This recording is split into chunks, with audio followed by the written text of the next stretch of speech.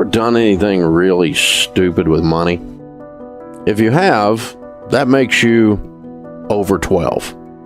Almost all of us have. My wife Sharon and I started off with nothing when we first got married. Most people do, I think. And I started buying and selling real estate, and I got rich. By the time I was 26, I was a millionaire, making $250,000 a year. But I had done stupid. I borrowed too much money.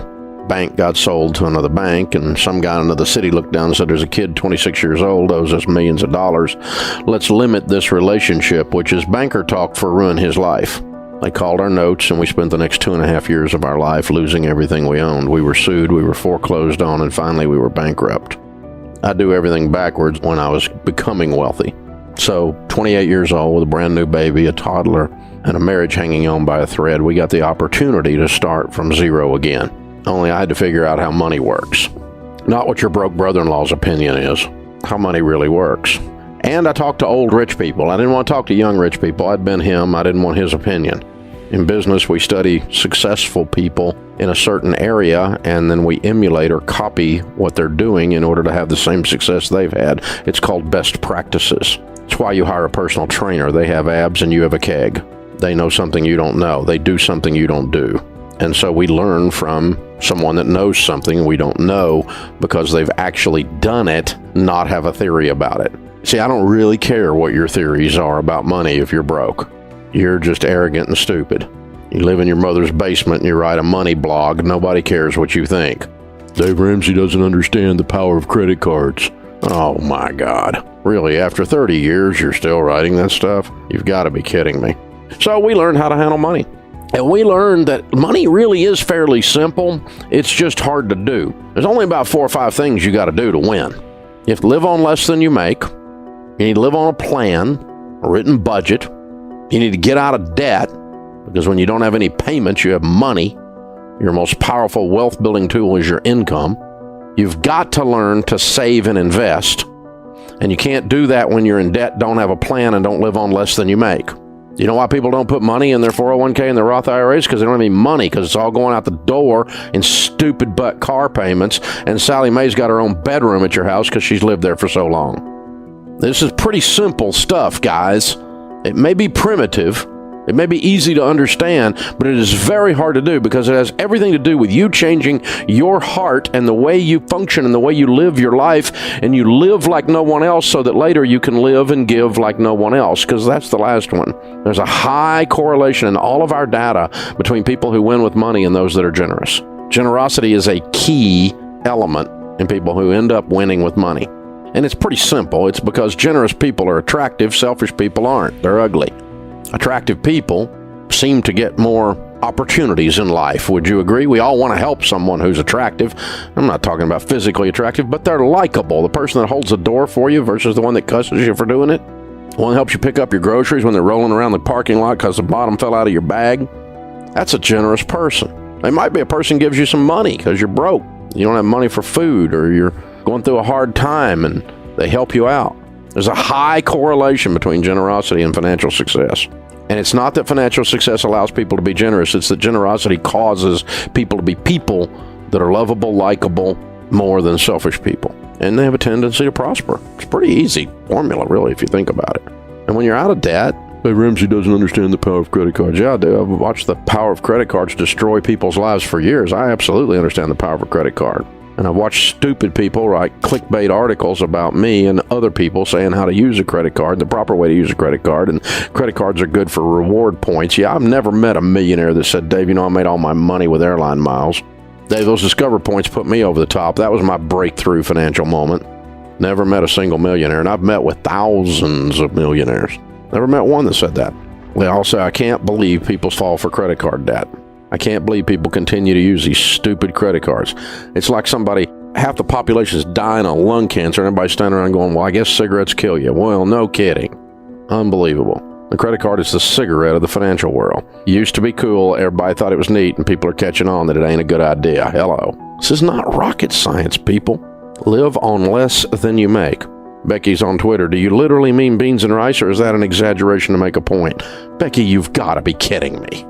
Do you really think people doing this plan only live on beans and rice? I mean, really? Of course not. It means lower your stupid butt lifestyle and quit spending money like you're in Congress is what it means. It means quit going out to eat. You're broke. It means quit buying the most expensive thing at Whole Paycheck over there and get your dadgum coupons out and have a meal plan and actually cook from scratch because it saves money, and don't go on vacation. You're broke. And don't buy that. You're broke. You have clothes in your closet. Stay out of the mall. Live on less than you make. That's what it means. You have to live on less than you make in order to pay off debt, in order to save and invest, in order to be generous. You can't spend more than you make and end up anywhere but in bankruptcy court. And people are doing it every day, everywhere. See, this stuff we teach here, folks, is not hard to understand. It's very hard to actually go and do it. Now, the stuff we teach here, and have for almost 30 years, is proven. It's no longer an opinion. It's not a theory. I don't agree with Dave Ramsey's advice, which would make you wrong. And I know you're writing a blog from your mother's basement and you're looking for clickbait using my name. I understand that, but you're wrong. And it's always humorous to me to see people who are broke on Twitter ragging on the advice that I give. Or a broke 26-year-old journalism student deeply in student loan debt writing an article about me. That's humorous because it's stupid. Here's the thing. Here's the advice that we give you. If you do these 5 things from the Bible and from your grandmother, they're called common sense, you will win with money 100% of the time. Now, I don't know exactly how long it will take you, and I don't know what win with money will mean because I cannot predict your income, and I cannot predict the tragedy that you will have to overcome. But subject to your income to tragedy ratio, to the extent you do these 5 things, you will win with money. You will become wealthy in North America if you will do these 5 things over and over again. Number 1, you need to have a written plan, a budget.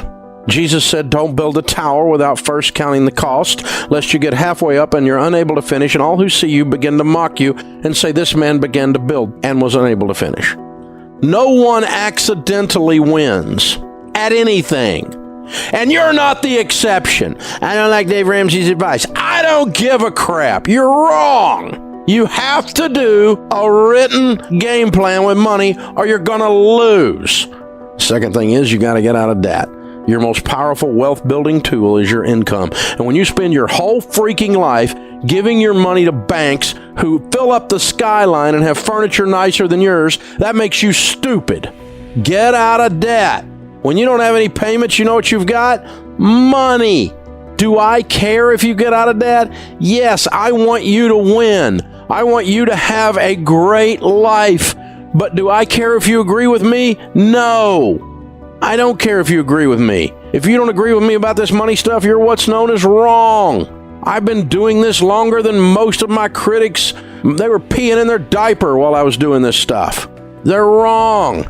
Live on less than you make. Number 3, in the house of the wise are stores of choice food and oil, but a foolish man devours all that he has. If you spend everything you make, you're a fool. Well, Dave, you don't know about my situation. In America today, wages are stagnant. So why are they stagnant at your house? You know where wages are stagnant? On people who are stagnant. You're only got stagnant wages if you decide to stay there and keep getting those wages. This is not Russia. You can quit. I don't like how much Walmart pays. I don't like how much McDonald's pays. So don't work there, stupid. Go to work for somebody else. I don't like how my company treats me. So leave. Go be somebody. There's no reason that you have to be stuck somewhere because some liberal journalist said you were stuck. You're not stuck. You're stagnant. Don't be stagnant. You know what stagnant pond water does? It grows scum on top. You don't want to be stagnant. You get scummy. You need to go be somebody. You need to leave the cave, kill something, and drag it home. You need to decide that my life is not good enough the way it is, and so I am going to control the controllables. I am going to change some things. Because guess what? Nobody in Washington is going to fix your life. Santa Claus doesn't live there, baby. Have you noticed that the Democrats and the Republicans, neither one could freaking add? Have you ever had any of them send you money? No, they are not going to fix your freaking life. You are going to fix your life. You're going to get on a plan. You're going to get out of debt. You're going to live on less than you make. And then you're going to save some money. You know how rich people get rich? They save money. Wow! I don't know if I agree with Dave Ramsey's investment assumptions. I don't give a crap if you agree with my investment assumptions. You know what my investment assumption is? My assumption is you're going to be broke until you save money. That's my assumption. You need to get up off your assumption and go do something. You need to get up off your assumption and start investing some money. 100% of the people that don't save money don't have any. Wow, how's that for insight? Doesn't take a freaking rocket scientist to figure this out. You know what the problem on your investments are? The problem with your investments is not your rate of return. It's not your expense ratio. It's not no load versus load. It's not your nerdy, twisted up, toxic butt opinion about some investment. Your problem with your investments is you don't have any. That's the problem with your investments. 100% of the people that build wealth save money on purpose a lot. Some people do it poorly in a stupid money market account and make no money on their money. Others do it wisely in mutual funds that outperform the S&P, or real estate that they pay cash for that outperforms the S&P. Others are just passive and do the S&P, and they all write books about it and all have a freaking opinion and make money off of you while you're stagnant. That's stupid. Don't be stagnant. Invest money, save money. You know how you're going to do that? You're going to be on a plan. You're going to get up out of debt. You're going to live on less than you make, and voila, there is money in the budget. It's called margin, baby. And now you got the money to be rich. You got to act like rich people, and that's not go spend a bunch of money, moron, because rich people don't go spend a bunch of money. I'm going to go buy a Ferrari. I'm acting like rich people. No, you're acting like a moron. That's not, Ferraris aren't rich people. That's the ultra rich. You don't buy a Ferrari if you're a millionaire.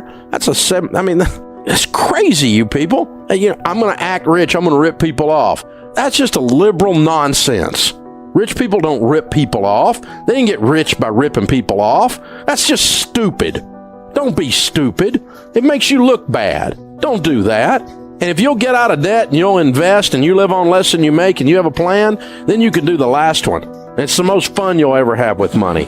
You can be outrageously generous, randomly generous, lavishly generous. But broke people can't do that because they sit around and discuss their investment philosophies while they invest nothing.